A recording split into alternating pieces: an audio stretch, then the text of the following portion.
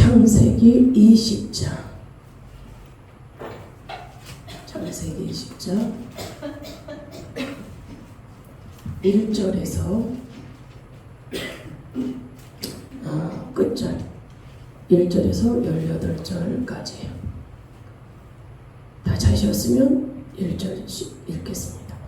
아브라함이 거기서 네게부 땅으로 옮겨가 가데스과 소유 사이 그랄에 거류하며 그의 아내 사라를 자기 누이라 하였으므로 그랄을 아비멜렉이 사람을 보내어 사라를 데려갔더니 그 밤에 하나님이 아비멜렉에게 현명하시고 그에게 이르시되 내가 데려간 이 여인으로 말미암아 내가 죽으리니 그는 남편이 있는 여자임이라.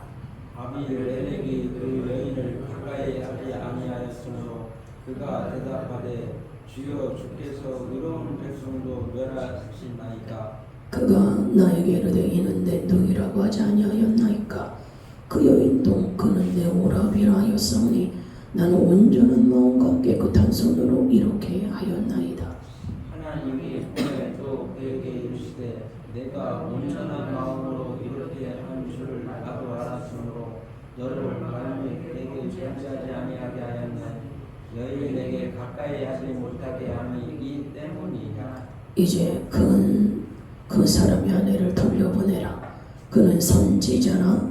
그가 너를 위하여 기도하리니 내가 살려니와 내가 돌려보내지 아니하며 너와 내게 속한 자가 다 반드시 죽을 줄 알지니라. 아비멜렉이 그날 아침에 일찍이 일어나 모든 종들을 불러 그 모든 일을 말하여 들려주니 그들이 심히 두려워하였더라. 아비멜렉이 아브라함을 불러서 그에게 이르되 네가 어찌하여 우리에게 이렇게 하였느냐. 내가 무슨 죄를 내게 범하였기에 내가 나와 내 나라가 큰 죄에 빠질 뻔하게 하였느냐. 내가 합당하지 아니한 일을 내게 행하였도다 하고 아비멜렉이 또 아브라함에게 이르되 내가 무슨 뜻으로 이렇게 하였느냐. 아브라함이 이르되 이곳에서는 하나님을 두려워함이 없으니 내 아내로 말미암아 사람들이 나를 죽일까 생각하였으며 또 그는 정말로 나의 이공 누나로서 내 아내가 되었음이니라. 하나님이 나를 내 아버지의 집을 떠나 두루 다니게 하실 때에 내가 아내에게 말하기를 이후로 우리의 가는 곳마다 그대는 나를 그대의 오라비라 하라. 이것이 그대가 내게 베풀 은혜라 하였노라. 아비멜렉이 양과 소와 종들을 이끌어 아브라함에게 주고 그의 아내 사례도 그에게 돌려보내고 아브라함에게 이르되 내 땅이 내 앞에 있으니 내가 보기에 좋은 데로 거주하라 하고 사라에게 이르되 내가 천주회를 내 오라비에게 주어서 그것으로 너와 함께한 여러 사람 앞에서 내 수치를 가리게 하였노니 내 일이 다 해결되었느니라. 아브라함이 하나님께 기도하며 하나님이 아비멜렉과 그의 아내와 여종을 치료하사 출산하게 하셨으니 여호와께서 이와 아브라함의 아내 사레의 일로 아비멜렉의 집에 모든 때를 받으셨음이더라. 아멘.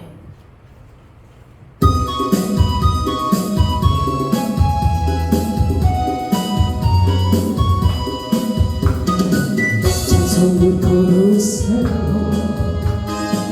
찬송을 부르세요. 놀라운 일이 생깁니다. 찬송 부르세요. 기도를 드리세요. 기도를 드리세요. 놀라운 일이 생깁니다. 기도 드리세요. 서로 사랑하세요. 서로 사랑하세요. 놀라운 일이 생깁니다. 서로 사랑해요. 말씀을 들으세요. 말씀을 들으세요. 놀라운 일이 생깁니다.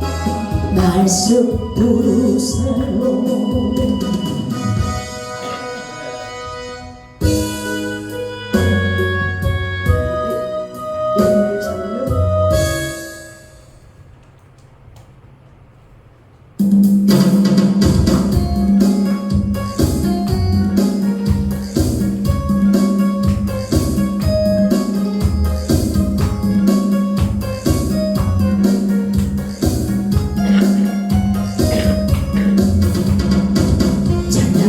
언제나 넘치며 은혜로 얼굴이 환해요. 성령의 충만한 모습을 서로가 느껴요. 할렐루 할렐루 손뼉치면서 할렐루 할렐루 소리 외치며 할렐루 할렐루 두 손을 들고 주님을 찬양해요. 언제나 넘치며 은혜로 얼굴이 환해요. 성령의 충만한 모습을 서로가 느껴요. 할렐루 할렐루 손뼉치면서 할렐루 할렐루 소리 외치며 할렐루 할렐루 두 손을 들고 주님을 찬양해요. 언제나 넘치며 은혜로 얼굴이 환해요. 성령의 충만한 모습을 서로가 느껴요. 할렐루 할렐루 할렐루 손뼉치면서 할렐루 할렐루 소리 외치며 할렐루 할렐루 두 손을 들고 주님을 찬양해요. 언제나 넘치며 은혜로 얼굴이 환해요. 성령의 충만한 모습을 서로가 할렐루 할렐루 할렐루 할렐루 손뼉치면서 할렐루 할렐루 소리 외치고 할렐루 할렐루 두 손을 들고 주님을 찬양해요.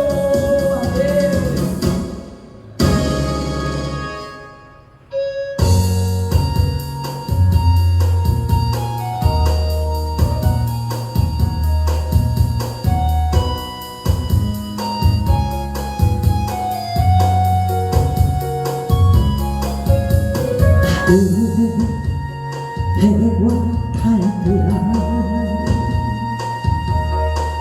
소리 높여 찬양하여라.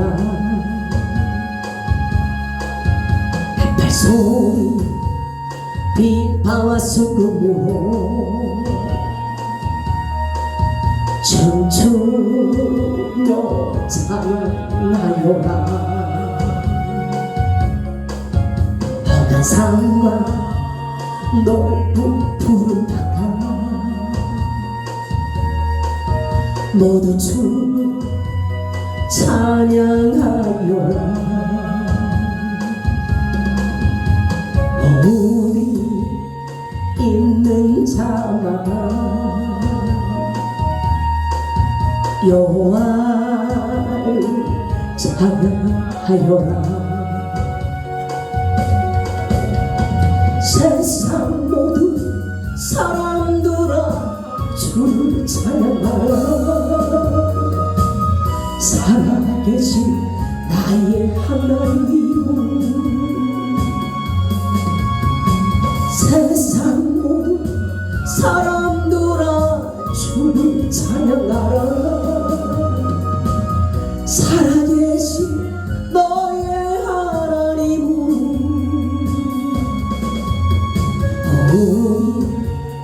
있는 자마다 여호와를 찬양하여라. 세상 모든 사람들아 주를 찬양하라. 살아계신 나의 하나님은 세상 모두 사람들아 주를 찬양하라. 살아계신 나의 아버지, 어음이 있는 자마다 여호와를 찬양하여라. 여호와를 찬양하여라. 여호와를 찬양하여라.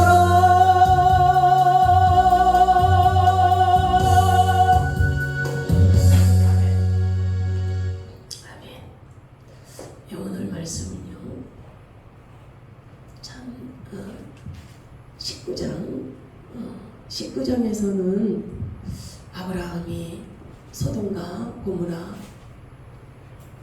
멸망한다라는 하나님의 그 메시지를 듣고 의인 50명에서 40명, 30명, 10명까지 그렇게 막 믿음으로 하나님 앞에 애쓰고 막 기도하면서 사랑하는 조카 롯과 그 가족을 어떻게든지 건지기 위해서 그 성이 멸망하는 것을 막기 위해서 하나님 앞에 그렇게 믿음으로 기도한 그런 모습이 19장에서 나와 있는 것을 우리가 볼 수가 있어요.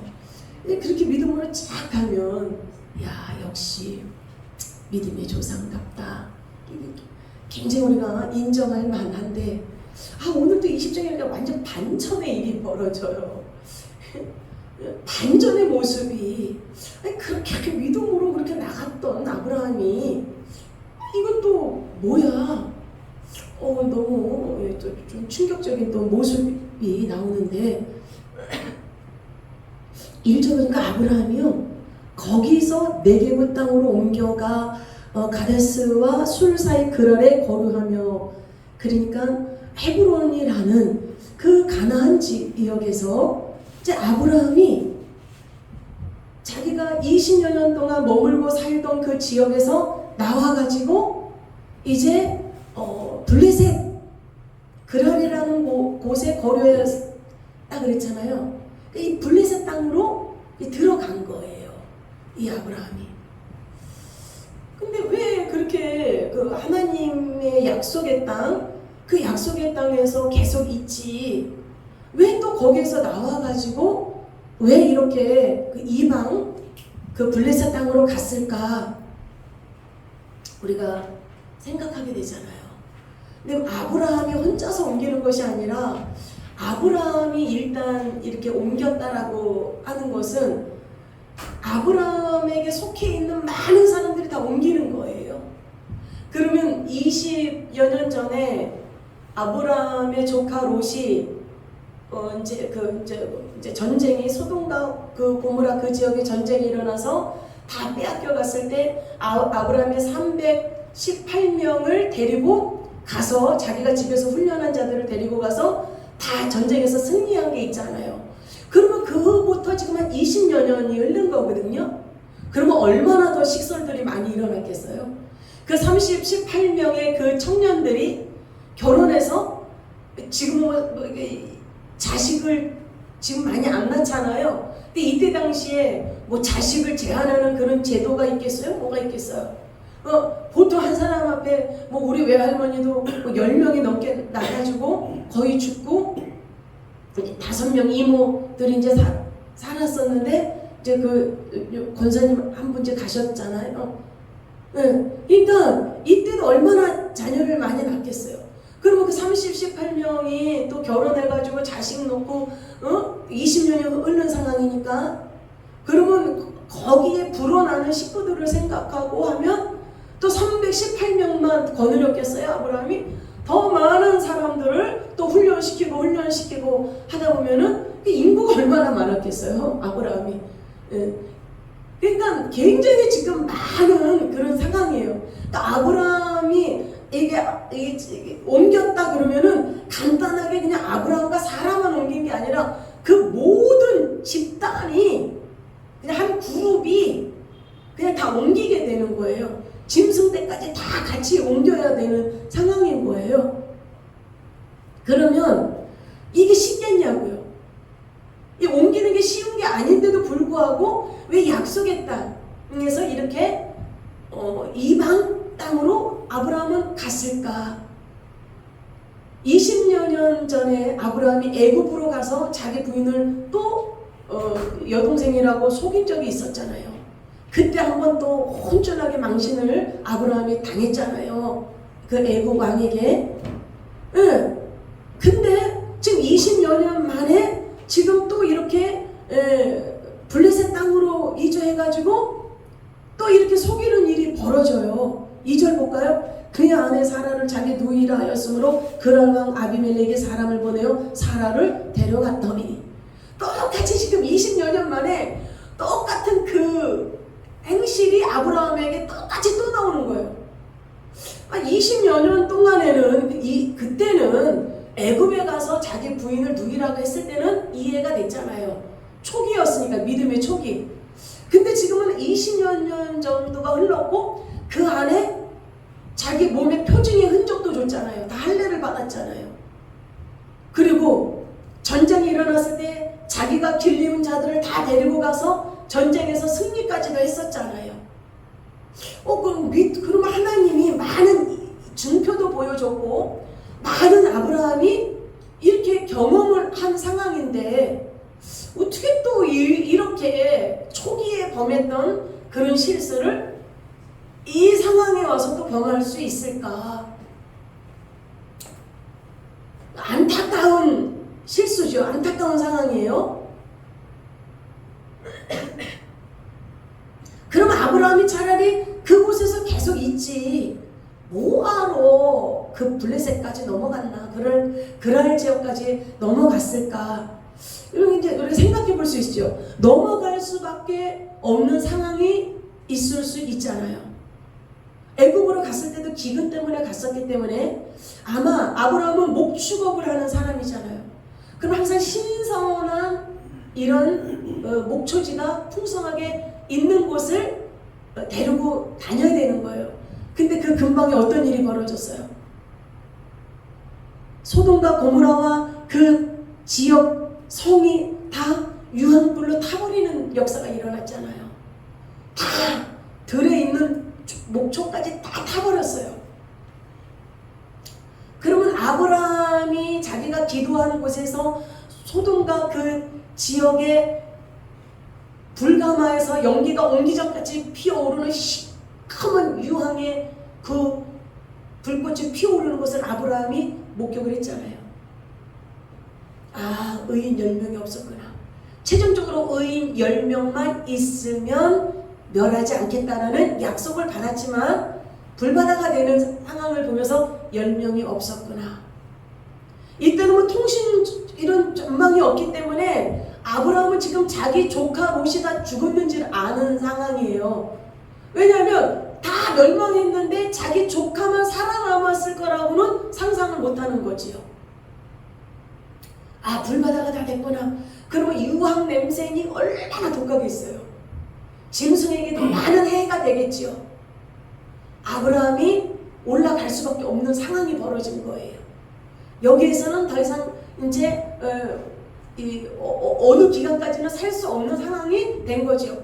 또 그 소돔과 고모라 지역이 에덴 동산과 같았다 그랬잖아요. 모든 상업이라든지 모든 도시 개발이라든지 모든 상업적인 발전이라든지 이것이 막 일어나서 이런 모든 유통이 왕성하게 이루어졌는데 그것이 다 불바다가 내모로 인해서 상업이 다 끊기고 모든 것이 다 이렇게 무너진 그런 흑암덩어리가 돼버렸잖아요. 주위가 이 삭막한 지역이 된 거죠.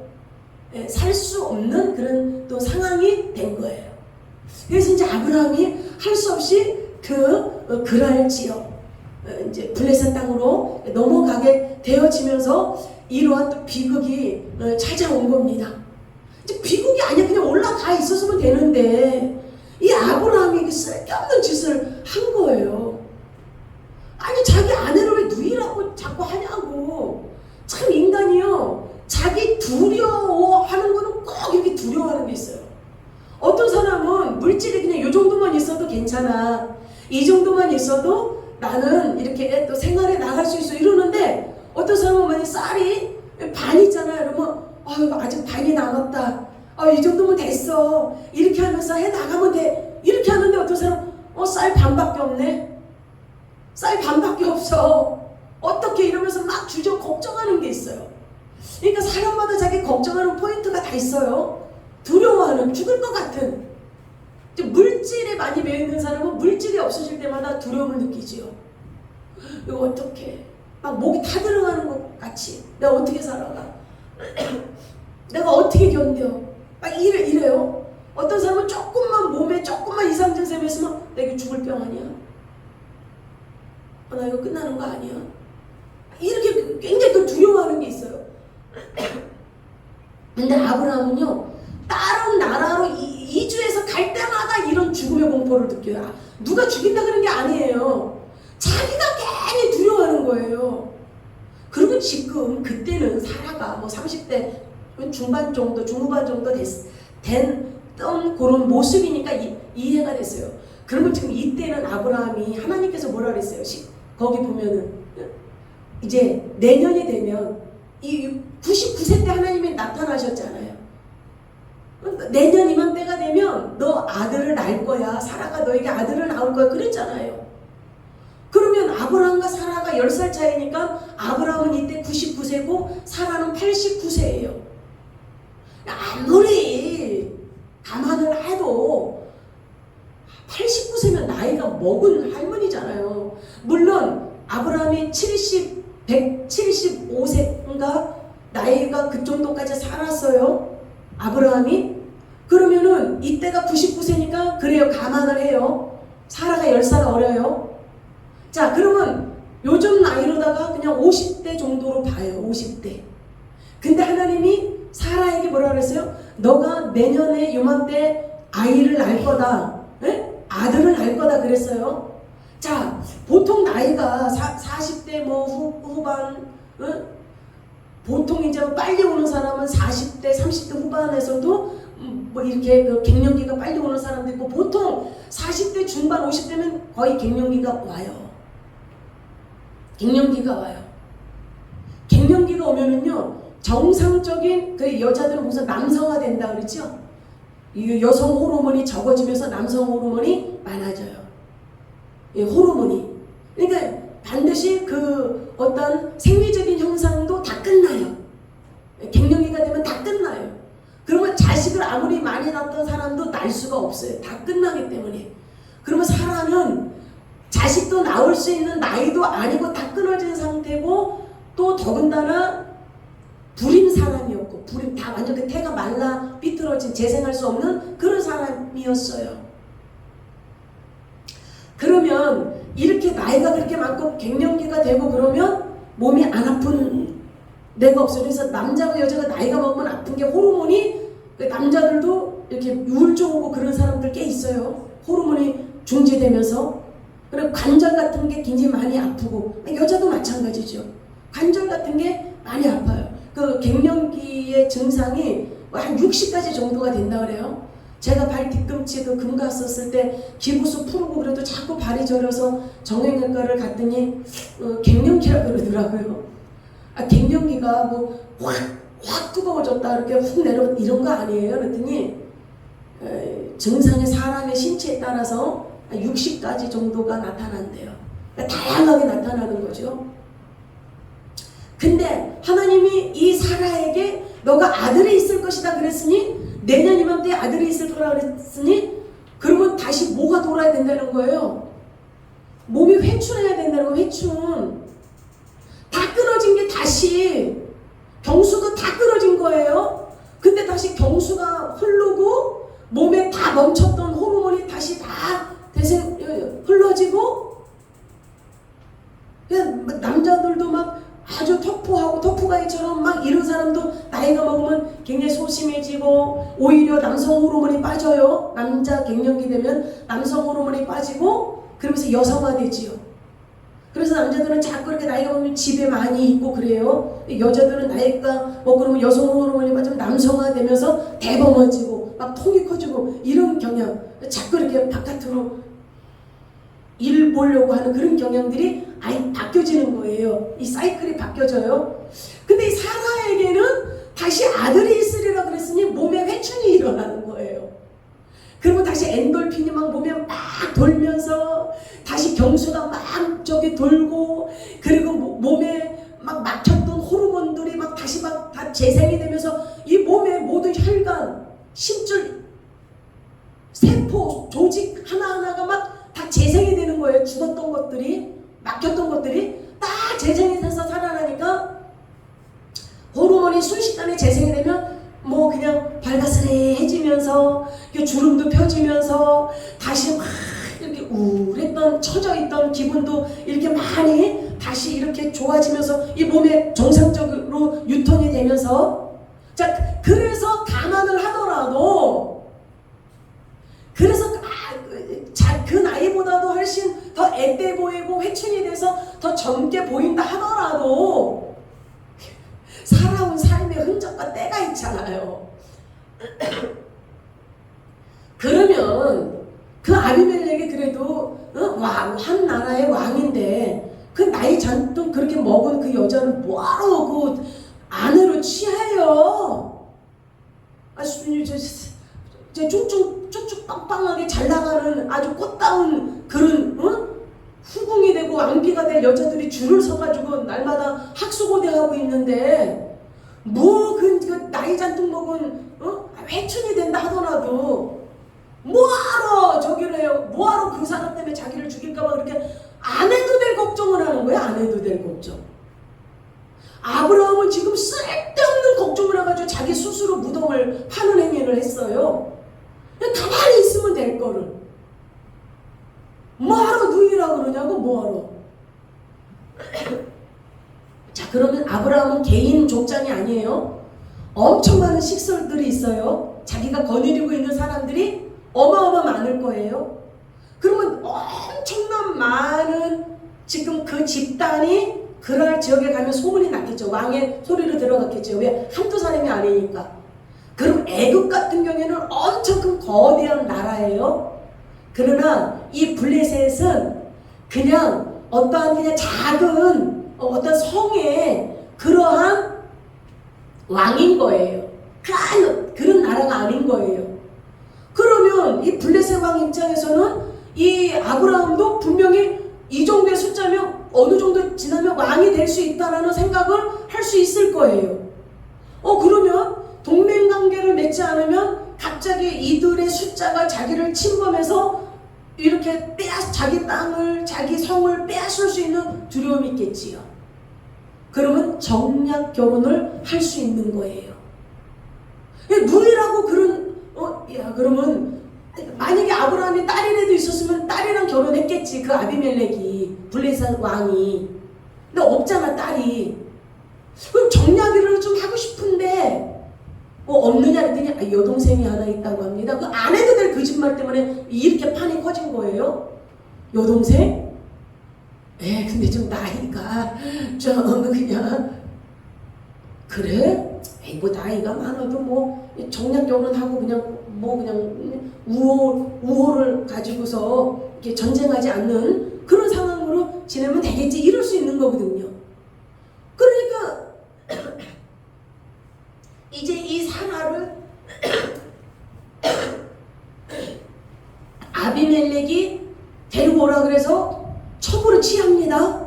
첩으로 취해요. 자, 3절 볼까요? 그 밤에 하나님이 아비멜렉에게 현몽하고 그에게 이르시되 내가 데려간 이 여인으로 말미암아 내가 죽으리니 그는 남편이 있는 자임이라.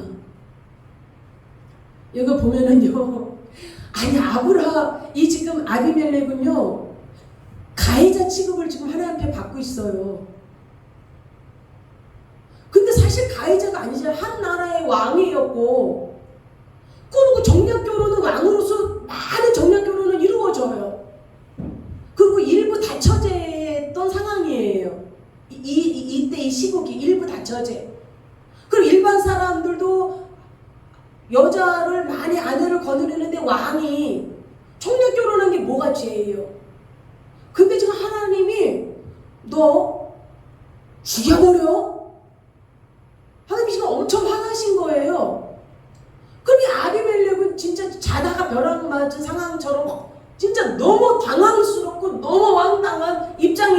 거예요. 이 아비멜렉 이게 뭐지? 그러니까 하나님께서 야 아비멜렉아 너가 좀 실수했다. 너 지금 데려간 사람은 나의 선지자, 나의 종의 아내야. 그는 남편이 있어. 이렇게 얘기한 게 아니라 하나님이 먼저 너가 데려간 여자는 그 남편이 있어. 너 죽여. 먼저 주님이 그러니까 우리도 그렇잖아요. 내 자식이 너무 내 자식이 잘못은 했지만 어느 힘이 있는 쪽에 내 자식을 뭔가 누르고 있다 그러면 이유 절차 묻기 전에 확 죽여버려. 이러는 그런 것처럼 제가 하나님이 아비멜렉에게 이르시되 내가 데려간 이 여인으로 말미암아 네가 데려간 이 여인으로 말미암아 너는 죽으리니? 아니 앞뒤 무슨 설명을 좀 해주면 아비멜렉이 속이나 우려날 텐데 그 여자 때문에 너는 죽으리니? 남편이 있는 여자야? 이렇게 얘기하는 거예요. 그러니까 이제 아비멜렉이 자기 변호를 해야 될 거 아니에요. 죽인다고 그러니 하나님이 그 변호를 해야 되니까 4절 아비멜렉이 그 여인을 가까이 아니하였으므로 그가 대답하되 주여 주께서 의로운 백성도 멸하시나이까. 주께서 의로운 백성도 멸하시나이까. 왜냐면 이 사라를 아비멜렉이 가까이 하지 않았어요. 가까이 하지 않았기 때문에 주께서 의로운 백성도 멸하시나이까 이렇게 얘기하는 거예요. 그러면서 그가 나에게 이는 내 누이라고 하지 아니하였나이까. 그 여인도 그는 내 오랍이라고 하였사오니 나는 온전한 마음과 깨끗한 손으로 이렇게 하였나이다. 하나님이 꿈에 또 그에게 이르시되 내가 온전한 마음으로 이렇게 한 줄을 나도 알았으므로 너를 막아 내게 범죄하지 아니하게 하였나니 여인에게 가까이 하지 못하게 함이 이 때문이니라. 자, 첩으로 맞이는 했지만 잠자리를 같이 하지 않은 거예요. 하나님이 근데 여기 보면 막았다 그랬어요. 이방 여자고 자기 민족 여자도 아니에요. 사라가 나이가 있었지만은 그래도 뭐 50대 정도의 또 회춘하는 그런 모습이었으니 아름다울 수 있죠. 원래 또 기본 자체가 미인이라고 나오잖아요. 그러면은 첩이니까 잠자리도 할 수 있음에도 불구하고 보니까 하나님의 강제로 이게 막은 게 나와요. 내가 막았으므로. 그러니까 아마 문제가 있었던 것 같아요. 이 아비멜렉이 몸이 갑자기 아프거나 몸에 이상한 증상이 와서 도저히 합궁을 할 수 없는 그런 몸 상태. 몸이 갑자기 막 너무 죽을 것처럼 고통스러운 그런 상태. 누워서 앉아있지도 못하고 그냥 누워서 이불 속에 그냥 누워서 끙끙 앓을 수밖에 없는 상태. 이런 상황인 거예요. 그러니까 하나님이 그래서 너를 막아가지고 내가 범죄하지 못하게 한 것이다. 이렇게 말해요. 그래서 7절 이제 그 사람의 아내를 돌려보내라. 그는 선지자니 그가 너를 위하여 기도하리니 내가 살려니와 내가 돌려보내지 아니하면 너와 내게 속한 자가 다 반드시 죽을 줄 알지니라. 사실 모르고 지은 것도 죄예요. 우리가 모르고 죄를 져서도 죄는 죄예요. 죄가 아니게 되는 게 아니에요. 그러면 아비멜렉은 어떻게 보면 가해자이면서도 아브라함과 사라 때문에 피해를 입었어요. 피해를 입은 사람이에요. 안 겪을 고충을 지금 이 아비멜렉과 그에 속한 모든 가족과 그 나라가 겪게 되는 거예요. 피해를 입게 되는 거예요. 그런데 이 아비멜렉이 하는 말이 그도 내게 누이라 그랬고 이 여자도 그는 내 오랍이라고 했습니다. 야, 부부는 닮는다더니 진짜 한마음 한뜻 일심동체예요. 둘 다 똑같이 내 여동생입니다. 저는 내 오랍이입니다. 아주 둘이 똑같이 그랬다는 거예요. 그래서 내가 이렇게 첩으로 맞이한 거는 온전한 마음이었다. 강한 쪽으로 어떤 내가 왕이라는 권세를 가지고 그런 직임을 가지고 행세를 해서 한 것이 아니라 우호적이고 아주 보편적인 아주 평화로운 관계에서 합력하고 협력적인 관계에서 이루어진 것인데 이 의로운 백성도 하나님 죽이시렵니까? 이렇게 얘기하는 거예요. 그러니까 하나님이 그는 남편이 있는 여자니 그를 돌려보내라. 그는 나의 선지자다. 그러니까 그가 너를 위해 기도하면 너가 살 거냐? 돌려보내지 않으면 너와 너에게 속한 자가 다 죽을 줄 알지니라. 이렇게 얘기하는 거예요.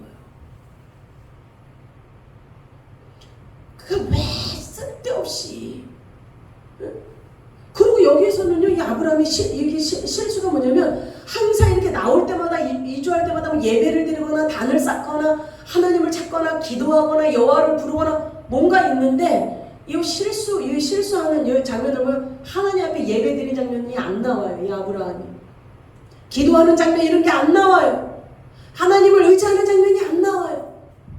그리고 거기에서 살 수 없는 그런 상황이 어떤 그 외부적인 조건이 그렇게 됐다 하더라도 하나님 앞에 주님 제가 이주를 해도 되겠나이까. 다윗이 승리할 수 있었던 것은요 백전백승이었어요. 다윗은 나갈 때마다 주님 앞에 여쭤봤어요. 주님 전쟁을 하리까? 제가 나가면 이길 수 있습니까? 이번에는 네가 나가면 이길 수 없다. 그럼 안 나가. 그렇게 당연히 질 일도 없지. 주님 이번에 이 전쟁에 제가 참여해도 되겠나이까? 그래 내가 너에게 승리를 주겠다. 당연히 이기지. 아니 아브라함은 왜 하나님 앞에 예배를 안 드렸냐고. 여러분 자신만만하면 넘어지는 거예요. 이때쯤 됐다. 이때쯤이면 내가 이제 하나님의 사람으로 좀 빛을 내보내지 않겠나 이러면서 그 자만심 오만함이 생기면은요 인간은 넘어져요. 아브라함이 왜 주님을 의지하지 않았냐고요. 왜 예배를 드리는 장면이 안 나와요. 하나님 앞에 간구하고 여쭤보고 물어보는 게 안 나와요. 여러분 우리 이 하나님의 자녀들은 하나님을 의지하지 않으면 믿음으로 나가지 않으면 매사에 매순간에 주님의 말씀을 붙들고 순종하며 살겠다는 애절함과 몸부림침이 없이는 마귀의 먹잇감이 될 수 있다는 것을 반드시 기억해야 되는 거예요.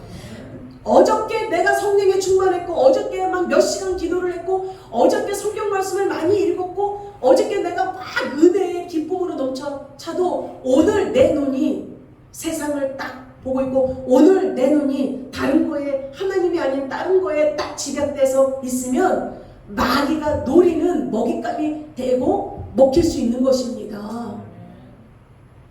아브라함이 넘어진 거예요. 왜? 하나님과 천사를 후하게 대접했지요? 이삭이 있을 거라는 얘기도 들었지요? 저 범죄한 소돔과 고모라와 자기를 비교해보니 자기는 상대적으로 너무 의롭거든. 그런 추한 삶을 살지 않았거든. 그러니까 어느 순간에 거기와 그 자기 자신을 비교해볼 때 자기는 괜찮은 사람처럼 느껴질 수 있는 거예요. 미끄러지는 거예요. 내가 이 정도면 됐다. 이 정도면 내가 섰어. 이 정도면 내가 괜찮아. 내 머리 쓰다듬는 순간에 추락하는 거예요. 그 순간에 추락하는 그 순간이 되는 거예요.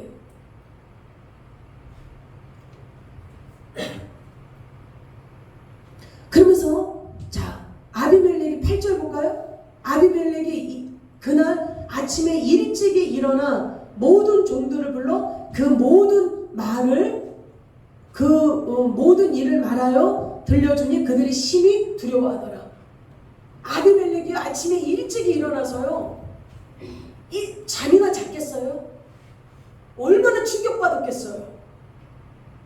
아침에 잠도 못 자고 막 날이 새 때까지 기다리겠죠. 뜬눈으로. 날이 새자마자 자기의 수아들, 신하들, 식솔들을 불러놓고 이 얘기를 하는 거예요. 9절 볼까요? 아비멜렉이 아브라함을 불러서 그에게 이르되 내가 어찌하여 우리에게 이렇게 하였느냐? 내가 무슨 죄를 내게 범하였기에 내가 나와 내 나라가 큰 죄에 빠질 뻔하게 하였느냐? 내가 합당하지 아니한 일을 내게 행하였도다 하고. 이제 아비멜렉이 아브라함에게 도대체 이제 하나님 앞에 혼쭐 났잖아요. 이 아비멜렉이 그냥 자다가 정말 그냥 너무 두려운 상황을 경험했잖아. 예고도 없이. 그러니까 아브라함에게 얼마나 이 분노가 있겠어요. 솔직히 말해서. 저 인간이 도대체 뭐야? 내가 뭘 잘못했길래 나와 내 나라를 다 망가지게 하려고 그래? 에? 왜 나를 죽이려고 그래? 그러면서 네가 도대체 무엇 때문에 그랬느냐? 네가 행한 일은 너무 합당하지 않은 일을 했다. 너무 잘못된 일을 했다. 네가 행한 일은 너무 하면 안 되는 일을 했어. 어떻게 네가 그런 일을 할 수 있어? 너 아내를 데리고. 그러니까 아브라함이 어떻게 보면 굉장히 이기적이에요. 그러니까 아브라함은 자기 생명에 굉장히 집착을 많이 했던 사람이에요. 그러니까 내가 볼 땐 자기 부인이 호신용이야, 호신용. 뭐가 딱 위험에 딱 오면 부인 먼저 내보내서 총살을 당하든 뭐 그냥 화살바지가 되든, 그러니까 부인은 그냥 아브라함의 생명을 지켜주는 호신용. 위험이 처하면 내 누이입니다. 그러니까 자기는 이제 살았다 이렇게 되는 거예요. 그러니까 목숨에 조금만 위험만 오면은 그냥 발발발발발 이러는 거예요. 믿음이고 뭐고 그냥 발발발발발. 사라가 지금 뭐 그랬다면은 이때 당시에 그 뭐 악천은 있었겠죠. 사라가 보면은 착해요. 남편을 국민이 여기는 마음이 있어요. 그럼 사라 입장은 얼마나 괴롭냐고. 알지 못하고 생전 보지도 않는 그런 이방 나라에 어떤 그냥 왕의 첩으로 가서 너무 낯선 환경에 자유롭게 그냥 분방하게 동물들이랑 그 들에 그냥 꽃 심고 그냥 안주인으로 마님으로 다시 이렇게 살다가 아브라함이 그냥 자기 살기 위해서 빨리 가, 첩으로 빨리 가 그러면 그냥 가서 얼마나 숨막히는 삶이겠어요.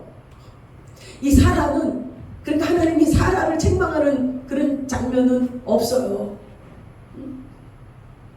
그러니까 이 아브라함이 뭐라 그러냐면요, 이제 아브라함도 뭐 변명을 해야 되잖아요. 그 아비멜렉이 막 도대체 너 왜 그런 거야? 무슨 이유야? 뭐 때문에 그래? 막 이렇게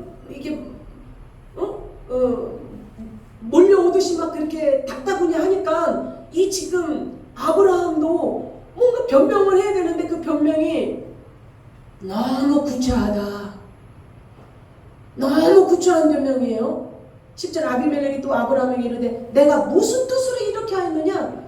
막 이 아비멜렉이 아브라함한테 승질 부릴 수는 없어요. 왜? 하나님이 선지자라 그랬잖아. 아브라함이 그 선지자가 너를 기도하면 너가 살고 네 가족이 다 산다 그랬으니 그 하나님이 그런 소리만 안 했어도 여봐라 당장 저 두 영 액수 끌어다가 하옥시켜라 이렇게 하고 싶은 마음이 얼마나 올라왔겠어요.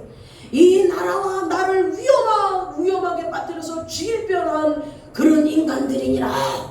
그러면서 막 아니면 공개처럼 맨날 어느 날 공개처럼 이런 마음이 안 오겠으면 화가 부글부글 막 끓어오르는데 아비멜렉 입장에서 생각해보면 얼마나 화가 일어났을까.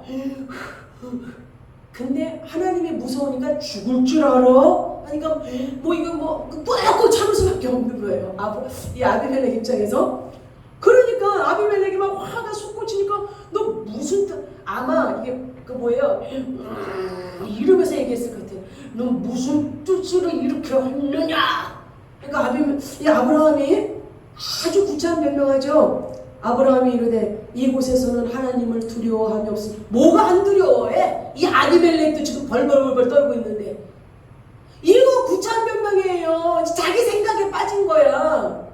왜 자기 생각에 빠지냐고. 왜 하나님을 안 두려워해? 아비멜렉도 지금 오줌 쌀 지경으로 하나님을 무서워하고 두려워하고 있는데, 아브라함이 이르되 이곳에서는 하나님을 두려워함이 없으니 내 아내로 말미암아 사람들이 나를 죽일까 하였습니다. 아니 아내가 그리고 나이나 뭐 적냐고요. 노친이잖아. 노친. 나이가 먹은 사람이잖아. 쓸데없이 두려움에 꽂혀가지고 이런 죄를 범하는 거예요. 그러면서 하나님의 나를 내 아버지 집을 떠나 두루 다니게 하실 때에 내가 아내에게 말하기를 이후로 우리의 가는 곳마다 그대는 나를 그대의 오람이라 하라. 이것이 그대가 내게 베풀 은혜라 하였노라. 이게 구천 변명이에요. 똑같아. 20년 전에 변명했던 거랑 똑같아. 아니 20년 전에 애굽에 가서 그 애굽 바로가 그 하나님이 두려워서 지참금 잔뜩 주고 내보낸 거 경험했잖아요. 그러면 애굽은 나라가 엄청 큰 나라예요. 그 나라 왕도 하나님이 나타나니까 발발발발발발 떠는데 그걸 경험해서 자기가 큰 믿음을 얻었잖아. 와, 저 애굽 왕도 저렇게 하나님을 두려워한단 말이야? 그러면서 믿음이 성장됐잖아. 그러면 여기는 블레셋은 작은 나라예요. 작은 성읍이야. 그러면 이렇게까지 또 속일 필요가 없어요.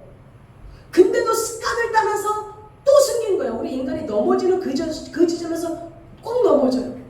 뭐가 약한 거는 꼭 그거에 약해. 돈에 약한 사람은 꼭 돈에 그 약해가지고 넘어지고요.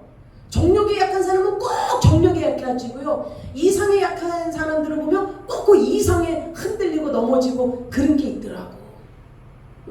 이 아브라함은 자기 생명에 그렇게 약한 사람이에요. 다윗도 있었죠. 가는 데마다 이상하게 그 여자를 데리고 오는 그런 게 있었어요. 다윗도 보면. 그러면 나중에는 데리고 오지 말아야 될 자기 부하 바세바의 아내 우리아까지 해가지고 얼마나 고통을 당하고 그 집안이 자기 아들이 막 왕위를 차지하려고 그러고 그런 수모와 고통과 어려움을 겪잖아요. 그 인간이요 꼭 이렇게 넘어지는 그런 지점들이 있더라고.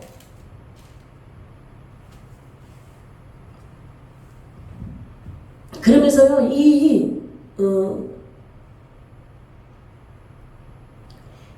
아비멜렉이 이렇게 얘기해요. 아브라함에게 15절 보면은 내 땅에 여기 내 땅인데 이곳에 이 나라에 너가 보기 좋은 너가 살고 싶은 곳에 가서 거주해라. 이렇게 아비멜렉이 땅도 내줍니다. 너가 원하는 지역, 너가 살고 싶은 지역에 네 모든 이 식솔들을 다 데려가서 살으라고 허용을 해요. 당장 쫓겨내버리고 싶겠죠. 근데 자기 기도를 이 아브라함이 해줘야 산다 하니까 후하게 대접할 수밖에 없는 거예요. 그러면서 또 뭐라 하냐면 사라에게 이르되 내가 은천개를 내 오라비에게 주어서 그것으로 너와 함께한 여러 사람 앞에서 내 수치를 가리게 하였느니 내 일이다. 해결. 은천개. 여러분 은천개. 자, 하루 노동자 일당이 반세겔이었어요. 반세겔. 그리고 장정, 이 장정 노예 있죠. 장정을 아주 그 혈기왕성한 20대 이 장정을 노예로 사는 값이 은 30개였어요. 은 30냥. 그러면 은 1000개면 이거는 진짜 지금으로 말하면 강남에다가 아파트도 사고 상가도 사고 다 그 돈이 어마어마한 거예요. 이 아비멜렉이 이 너의 수치를 가리기 위해서 이 사라에게 이 정도의 보상을 준 거예요. 사실 아비멜렉이 피해를 입었잖아요. 피해자예요. 어떻게 보면 가해를 한 가해자예요. 그러면 오히려 아비멜렉이 하나님이 그렇게 나타나지 않았으면은 너 은 만냥 바쳐. 안 그러면 네 목숨 날아갈 줄 알아. 이 아비멜렉이 그랬으면 끝나는 거예요. 충분히 그럴 수 있는 거예요. 그 나라를 왕과 나라를 위험에 빠뜨린 인물이기 때문에. 근데 오히려 하나님 때문에 이 아비멜렉이 은 1000개를 사라에게 주었다라는 거예요. 그러면서 17절 볼까요? 아브라함이 하나님께 기도하며 하나님이 아비멜렉과 그의 아내와 여종을 치루하사 출산하게 하셨으니, 자, 사라를 데려간 이 사건을 통해서 이 아비멜렉과 그 집안의 모든 자손을 못 나게끔 태문을 닫고 아비멜렉도 치료하고 그 여종을 치료했다는 건 후궁들 왕비 거의 다 포함되는 거예요. 그 종이라 그래서 막 음식 갖다 주는 그런 종을 얘기하는 게 아니에요. 이런 사람들을 다 치료해서 출산하게 했다. 그러니까 아마 무슨 성병이든가 무슨 성적인 어떠한 그런 어떠한 그런 부분에 큰 문제가 발생되게 한 거예요. 그 후궁들도 그렇고 아비멜렉도 그렇고 뭔가 그들이 생산하지 못하는 그런 부분, 생식기에 이런 어떤 그런 부분에 문제와 어떤 어려움이 발생돼서 어떤 뭐 이런 것들이 완화하지 못하게 큰 문제가 발생돼서 이런 모든 출산이나 이런 것들이 다 막혀버리는 이러한 질병에 처해 있었다라는 거죠.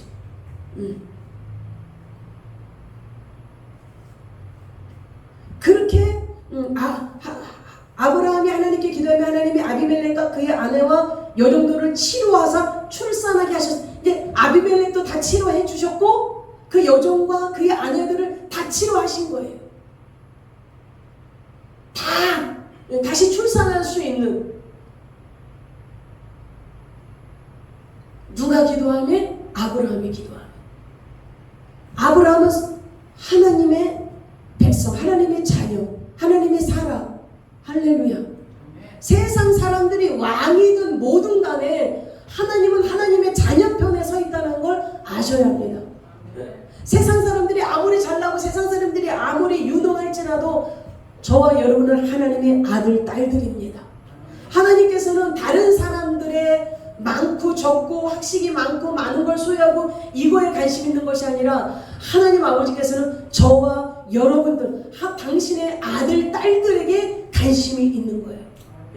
우리가 부족하고 연약해서 죄를 범했다 하더라도 하나님께서는 수습하시기를 원하시고 회복해 주시기를 원하시고 다시 믿음의 자리로 반듯하게 서기를 원하십니다. 아브라함은요, 이후로 두 번 다시는 이러한 일을 벌이지 않아요. 아브라함은 이 사건 이후로 두 번 다시 자기 아내를 부인이라고 속이는 일을 절대로 하지 않습니다. 우리가 넘어지고 계속 그거 하나님 하지 말라. 그건 잘못됐다. 그쪽 길로 가면 잘못됐다. 이건 옳지 않다. 얘기해도 계속 고집 부리고 계속 그것을 원하고 그쪽으로 간다면 우리 인생이 연료질 수가 없어요. 계속 고통에 고통으로 계속 갈 수밖에 없습니다. 그러나 때로는 넘어졌다 하더라도 하나님의 은혜로 다시 주의 말씀을 붙잡고 일어나야 되며 일어나서 다시 툭툭 털고 십자가를 바라보고 달려갈 때에 아브라함처럼 이제 다시는 똑같은 자리에서 그 죄를 범하는 그런 일이 발생되지 말아야 할 것입니다. 그래서 똑같은 죄를 자꾸 반복하는 것은 성경에 돼지가 토하였던 것을 다시 그것을 주워 먹는 꼴이 된다라고 성경은 말하고 있으니 오직 이제 신실하신 그 하나님 앞에서 우리도 비도덕적인 비윤리적인 삶을 벗어버리고 신실하신 그 하나님을 바라보면서 진실함으로 정직함으로 반듯함으로 주의 말씀을 붙잡고 살아가시기를 주의 이름으로 축원드립니다.